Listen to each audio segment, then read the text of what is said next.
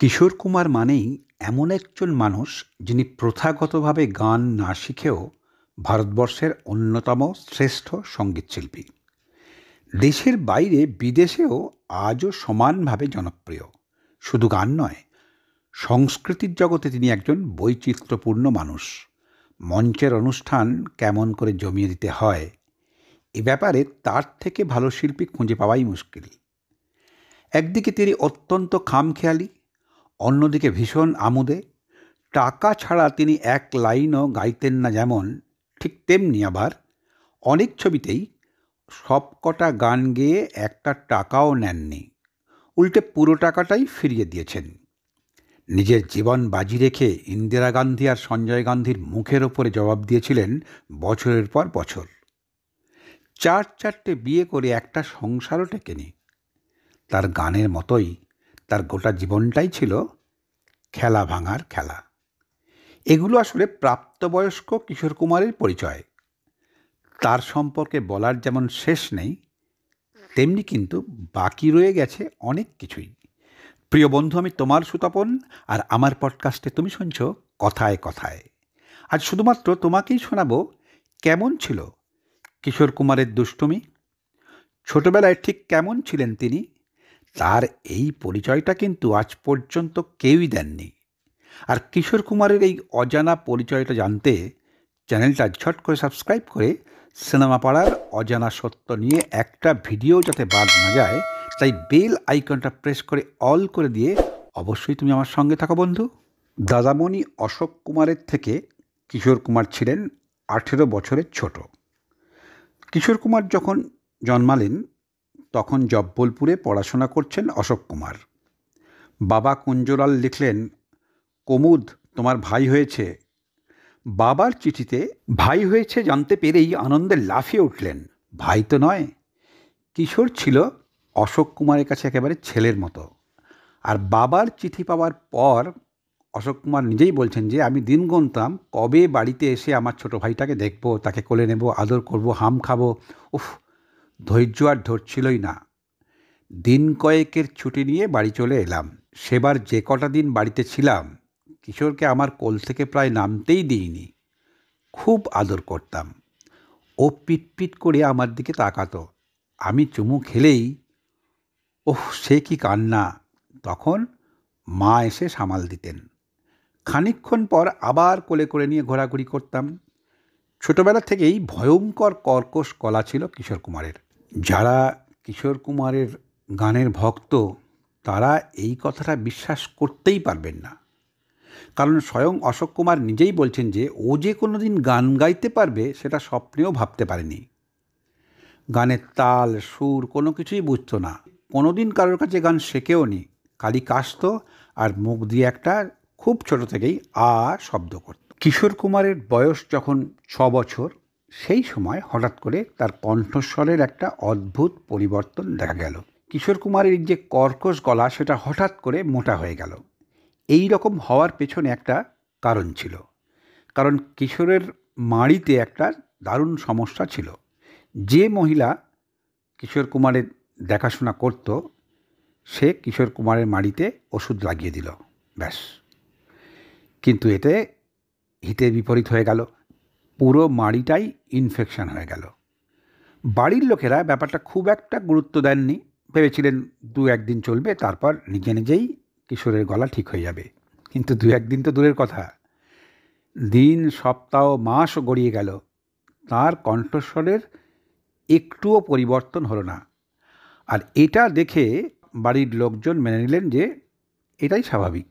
বলে না, রাখে হরি মারে কে, সকল কথার শেষ কথা ঈশ্বরই তো ভাবেন। তাই বাড়ির সমস্ত লোক ভাবলেও ঈশ্বরের ইচ্ছেটা কিন্তু অন্যরকমই ছিল। তা না হলে এই কিংবদন্তি গায়ককে আমরা কখনো পেতাম না। একদিন গৌরী দেবী খান্ডোয়ার বাড়িতে বসে সবজি কাটছিলেন বঁটিতে। কিশোর তো ছোটো থেকে একেবারে দারুণ ছটপটে, আর এই ছটপটে ব্যাপারটা কিন্তু বড়বেলাতেও কাটেনি। হঠাৎ পিছন থেকে দৌড়ে এসে সোজা একেবারে ধাঁ করে সেই ধারালো বঁটির ওপরে পড়লেন, ব্যাস। সঙ্গে সঙ্গে রক্তারক্তি কাণ্ড। তার বাঁ পায়ের তৃতীয় আঙুলটা কেটে একেবারে দুফালা।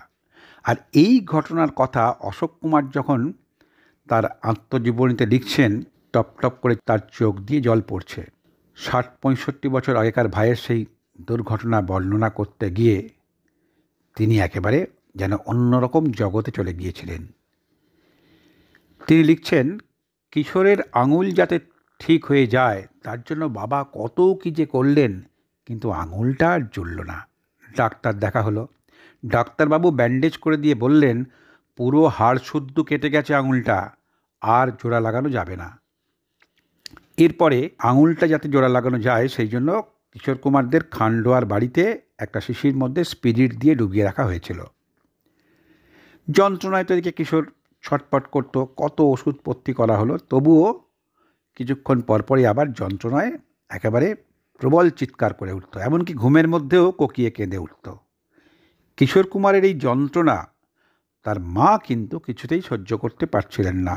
যে ব্যারিস্টার বাবা বাঘ আর গরুকে এক ঘাটে জল খাওয়াতে পারতেন, সেই বাবাও ছোট ছেলের কষ্ট দেখে কেঁদে ফেললেন। কিন্তু কী আর করা যাবে, এই ঘটনাটা একেবারে টানা ৭-৮ দিন চলছিল। আর এইভাবে প্রায় এক নাগাড়ে কাঁদতে কাঁদতে কিশোরের গলাটাও অদ্ভুতভাবে সাফ হয়ে গেল। আশ্চর্য, কর্কশ মোটা ব্যাপারটা একেবারে চলে গেল। আর এরপর থেকেই কিশোর নিজের মতো করে গান গাইতে শুরু করলো, সেই ছোট্ট কিশোর। সত্যি কথা বলতে কি, ঈশ্বরের আশীর্বাদ না থাকলে এরকম ঘটনা কখনোই ঘটা সম্ভব নয়। খান্ডোয়ার সব থেকে নামকরা স্কুল ডাবল ফাটক হিন্দি মিডিয়াম স্কুল। এখানে বাবা কুঞ্জলাল গাঙ্গুলি ভর্তি করে দিলেন কিশোর কুমারকে। অনুপ কুমারও এখানে পড়েছেন। এই স্কুলটায় ঢোকার দুটো গেট ছিল, আর সেই জন্যই এই স্কুলটার নাম ছিল ডাবল ফাটক Hindi medium boys school. Kishore Kumar স্কুলে ভর্তি হলেন ঠিকই, কিন্তু পড়াশোনায় মন তার নেই। বাবা চেয়েছিলেন ছেলে পড়াশোনা করে প্রতিষ্ঠিত হবে, সরকারি চাকরি করবে, কিন্তু কিশোর কুমার একদম উল্টো। পড়াশোনা তো দূরের কথা, স্কুলের নিয়ম শৃঙ্খলা তার এতটুকুও ভালো লাগতো না। সুযোগ পেলেই ক্লাস ফাঁকি দিয়ে ২-১ বন্ধুকে সঙ্গে নিয়ে এদিক ওদিক ঘুরে বেড়াতেন। খান্ডোয়ায় খ্রিস্টানদের একটা সমাধিস্থল ছিল, হাঁটতে হাঁটতে সেই সমাধিস্থলে গিয়ে উপস্থিত হতেন। বিভিন্ন সমাধির গায়ে যে লেখা থাকত মৃত ব্যক্তির নাম, বয়স, অন্যান্য পরিচয়, সেগুলো তিনি একেবারে প্রবল আগ্রহে গোটা সমাধিস্থলের পড়তেন। ঠিক যে মন নিয়ে মৃত ব্যক্তির সমাধির গায়ে লেখাটা পড়তেন, সেই মন নিয়ে যদি পড়াশোনা করতেন তাহলে কিন্তু বাবার ইচ্ছেটা পূরণ হয়ে যেত। সমাধিস্থলের নীরবতা, এর শান্ত পরিবেশ, সমাধিস্থলে তিনি যেতেন না বলে বলবো, সমাধিস্থলের এই পরিবেশ কিশোর কুমারকে টেনে আনত। আর সেই জন্যই ঘন্টার পর ঘন্টা ঘুরে বেড়াতেন সেই সমাধিস্থলে। কুঞ্জলালবাবু কীভাবে যেন জানতে পারলেন যে ছেলে মাঝে মাঝেই ক্লাস ফাঁকি দিয়ে খ্রিস্টানদের সমাধিস্থলে গিয়ে বসে থাকেন। একজন রক্ষণশীল ব্রাহ্মণ হয়ে খ্রিস্টানদের সমাধিস্থলে ছেলের এই যাতায়াত কিছুতেই মন থেকে মেনে নিতে পারলেন না কুঞ্জলাল গাঙ্গুলি। ছেলেকে প্রথম প্রথম সাবধান করে দিলেন, কিন্তু ভবি ভোলবার নয়। কিশোর কুমার সেই সমাধিস্থলে যাতায়াত কিন্তু বন্ধ করলেন না। এরপর একদিন ছেলেকে বেধড়ক পেটালেন কুঞ্জলাল। তারপর থেকে সমাধিস্থলে যাওয়া বন্ধ হয়ে গেল কিশোর কুমারের। স্কুল ফাঁকি দিয়ে সিনেমা হলেও যেতেন।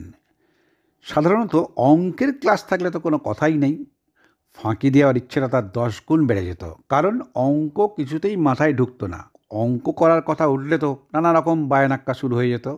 এদিকে ছেলের স্কুলের রেজাল্ট দেখে ব্যারিস্টার বাবা কুঞ্জলালের মাথায় হাত, বাড়িতে প্রাইভেট টিউটর রাখার সিদ্ধান্ত নিলেন। কিন্তু তাতেও কোনো উপকার হলো না। এত চেষ্টা করেও পড়াশোনার কোনো উন্নতি হচ্ছে না দেখে মাঝে মাঝে মেজাজ হারিয়ে ফেলতেন কুঞ্জলাল। কিশোরকে বকাবকি তো করতেনই, এমনকি একেবারে ধুমাধুম পেটাতেন। কিন্তু কিশোর কিশোরের মতো, চিরকিশোর। এখানে একটা কথা বলি বন্ধু, যারা পড়াশোনায় ভালো, কুঞ্জলালবাবু তাদের বিশেষ স্নেহের চোখে দেখতেন, সে নিজের ছেলেই হোক আর পরের ছেলেই হোক। গরিব ছাত্রদের নিয়মিত অর্থ সাহায্য করতেন।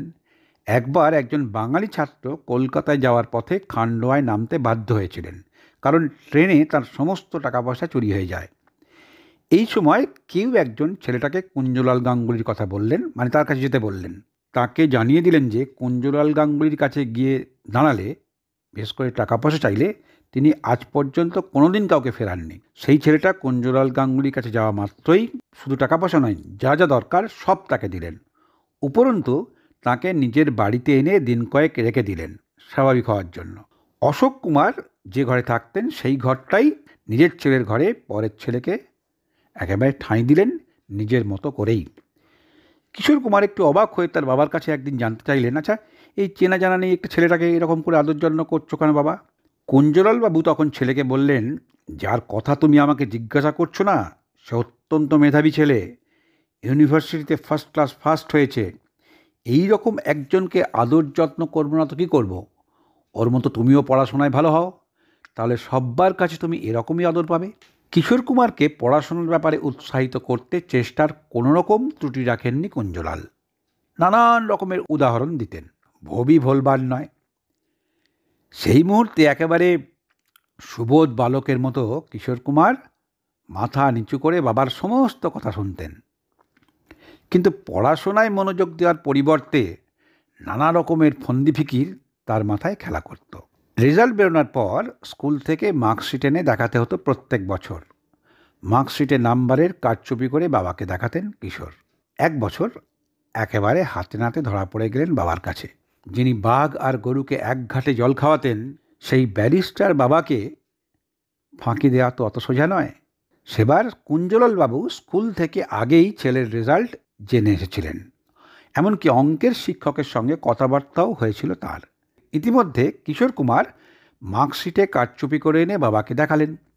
কুঞ্জলাল বাবু চশমাটা পরে মার্কশিট দেখছেন চিরাচরিত হেডমাস্টার মশাইয়ের মতো ভাব করে।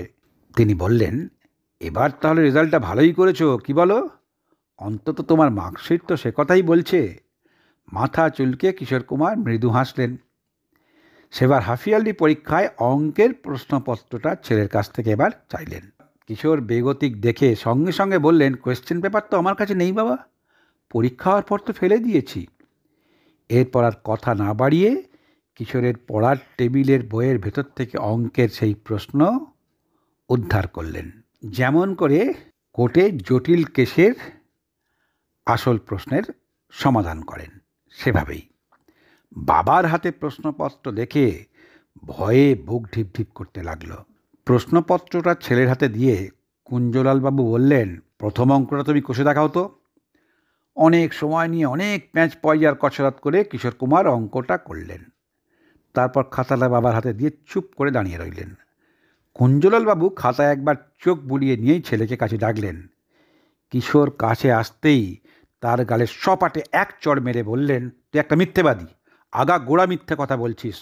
মার্কশিট কারচুপি করে আমাকে দেখানো হচ্ছে, তোর এত বড় সাহস?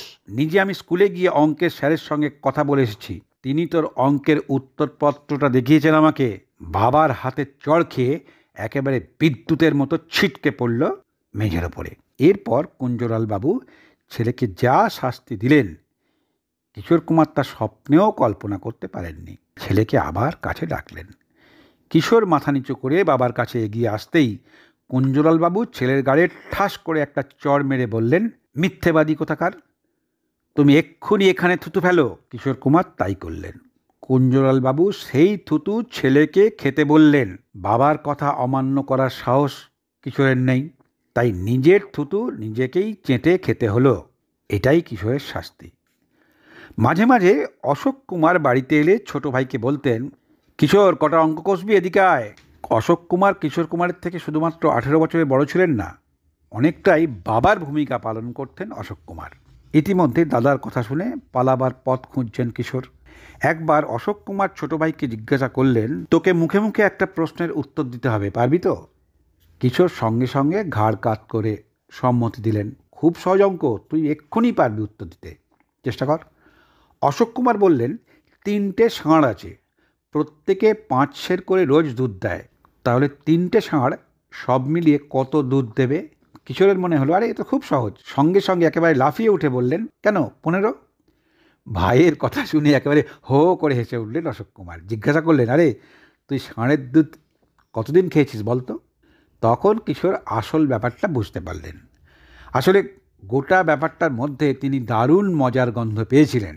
কিশোর কুমার মাঝে মাঝে বাড়ির দেওয়ালে টাঙানো লক্ষ্মী আর সরস্বতীর ফটোর দিকে তাকিয়ে কিছু খুঁজতেন। একদিন গৌরী দেবীর চোখে ব্যাপারটা ধরা পড়ল। কী খুঁজছিস? ছেলেকে জিজ্ঞাসা করলেন মা। কিশোরের চটজলদি উত্তর, কি আচ্ছা মা, লক্ষ্মী সরস্বতী ঠাকুর কোন কোম্পানির শাড়ি পরেছেন আমি তো কিছুই বুঝতে পারছি না। এতদিন ধরে খুঁজছি, কিন্তু শাড়ির গায়ে লেবেলটাই খুঁজে পাচ্ছি না। ভাবছি কোন কোম্পানি এত সুন্দর দুটো শাড়ি তৈরি করেছে। কিশোর যে মজা করে কথাগুলো তার মাকে বলেছিলেন তাতে কোনো সন্দেহ নেই। ছোটবেলা থেকে মজা করে কথা বলার অভ্যাসটা কিশোরের সহজাত। আর তাঁর এই মজা করে এই যে কথা বলার ব্যাপারটা খান্ডোয়ার পাড়াপড়শিরা সবাই খুব উপভোগ করতেন।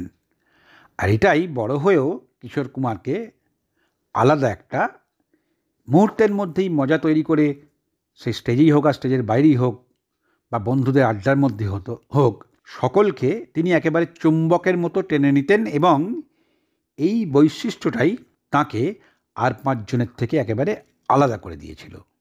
আমরা যে কিশোর কুমারকে মনে রাখি যেমন করে, ঠিক তার গানের জন্যই তেমন করে, ঠিক এই যে মজা করে পরিবেশন করা, এটার জন্যই অবশ্যই মনে রাখি এবং এটাই তাকে আলাদা করে চিনিয়ে দিয়েছিল। আসলে কিশোর কুমার ছোট থেকেই নিজের মতো করে বাঁচতে চেয়েছিলেন। তার লড়াইটা ছিল শুধু একজন বাবা নয়, প্রথাগত বাবাদের বিরুদ্ধে, গতানুগতিকভাবে জীবনের চলার বিরুদ্ধে। তাই শরীরের বয়স বাড়লেও মনের বয়স কখনো বাড়তে দেননি। নিজের কিশোরবেলাকে আজীবন লালন করেছেন নিজের ভেতরে, আর সেই জন্যই হয়ে উঠেছেন চিরকিশোর, জিনিয়াস কিশোর কুমার। পরিবারের একমাত্র বড় দাদা অশোক কুমার তার থেকে শুধুমাত্র বয়সেই 18 বছরের বড় ছিলেন না, কিশোর কুমারের জীবনে হয়ে উঠেছিলেন যথার্থ পিতা, প্রকৃত বন্ধু। যদি সত্যি সত্যিই শিল্পী নয়, আদতে মানুষ কিশোর কুমারের নাগাল পেতে চাও, তাহলে তার ছেলেবেলাকে জানতেই হবে। অবশ্যই চ্যানেলটাকে সাবস্ক্রাইব করে বেল আইকনটা প্রেস করে অল করে জানাবে। আর আমি পরের ভিডিওটা তৈরি করব, কারণ একটা ভিডিওতে কখনোই কিশোর কুমারের মতো মানুষের কিশোরবেলাকে ধরা সম্ভব নয়। বন্ধু, তুমিও কিন্তু কিশোর কুমারের মতোই নিজের জীবন থেকে নিজের কিশোরবেলাকে কখনোই হারিয়ে যেতে দিও না। সবার আগে তুমি ভালো থেকো বন্ধু। টাটা।